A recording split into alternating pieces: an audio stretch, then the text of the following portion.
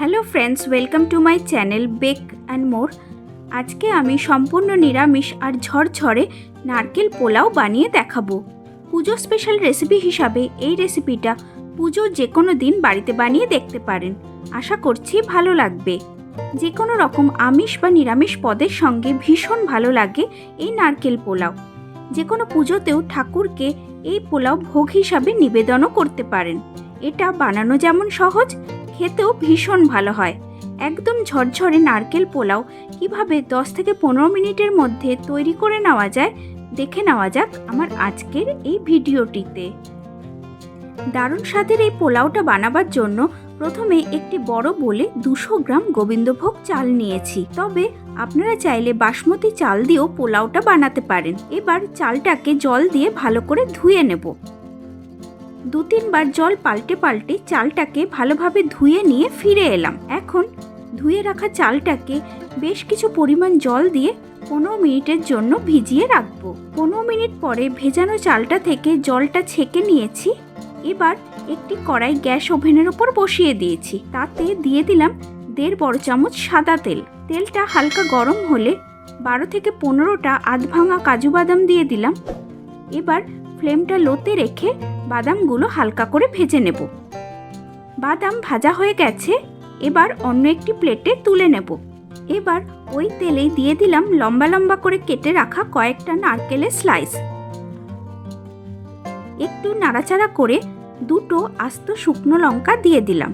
লো ফ্লেমে শুকনো লঙ্কা সহ নারকেলের স্লাইসগুলোকে হালকা করে ভেজে নেব।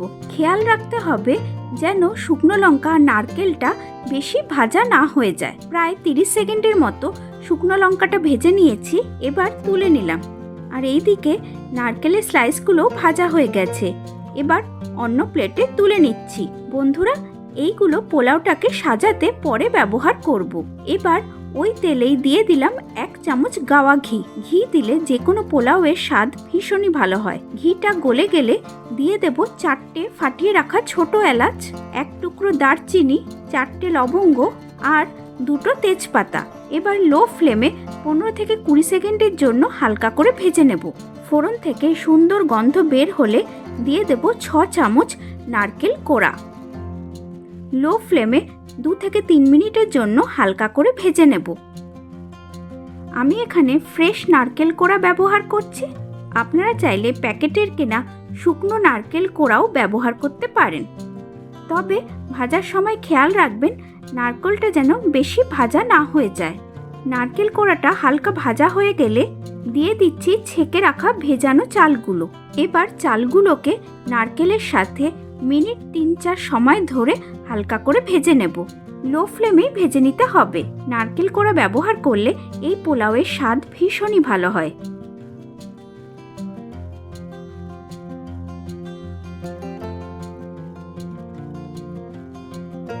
চালটা ভালো মতো ভেজে নেওয়া হয়ে গেলে এবার দিয়ে দেব 250 ml জল আর দিয়ে দিচ্ছি 150 ml ঘন নারকেলের দুধ। এখানে 200 গ্রাম চালের জন্য তার দ্বিগুণ অর্থাৎ 400 গ্রাম লিকুইড ব্যবহার করেছি। জল আর নারকেলের দুধ মিলিয়ে 400 গ্রাম নিয়েছি। 1 চামচ নুন দিয়ে দিলাম। সবটা হালকা হাতে মিশিয়ে নেব। এখন এতে half packet coconut milk powder দিয়ে দিলাম। আপনারা যে কোনো কোম্পানির কোকোনাট মিল্ক পাউডার ব্যবহার করতে পারেন। কোকোনাট মিল্ক পাউডারটা ব্যবহার করলে পোলাওয়ের স্বাদ আর গন্ধ দুটোই ভালো আসবে। ভালো করে মিশিয়ে নিয়ে গ্যাসের ফ্লেমটা বাড়িয়ে দিয়ে চাল, দুধ আর জলটাকে ভালো করে ফুটতে দেব। দেখুন জল সহ নারকেলের দুধটা ফুটতে শুরু করেছে।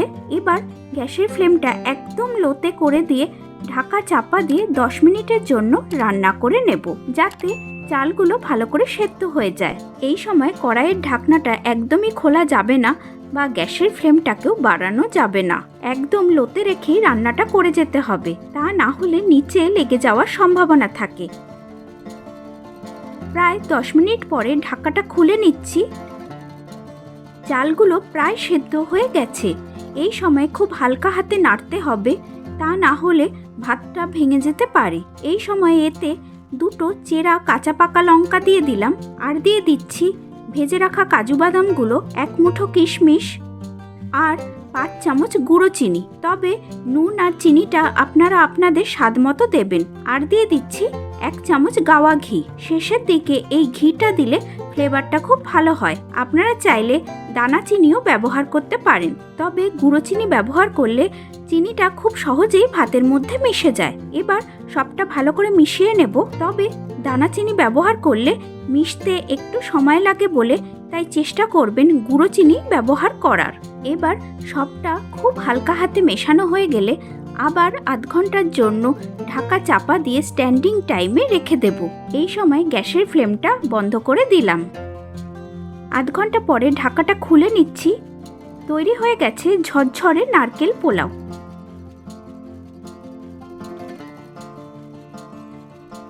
দেখুন কতটা ঝরঝরে তৈরি হয়েছে এই পোলাওটা। এই নিরামিষ নারকেল পোলাওটা যে কোনো নিরামিষ বা আমিষ পদের সঙ্গে সার্ভ করতেই পারেন।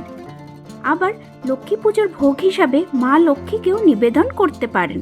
আমি এই পোলাওটা আলু পনিরের ডালনার সাথে পরিবেশন করে দিয়েছি। আপনারাও আমার মতো করে একবার এইভাবে বানিয়ে দেখুন, আশা করছি ভালো লাগবে। রেসিপিটা ভালো লাগলে লাইক, শেয়ার আর কমেন্ট করবেন।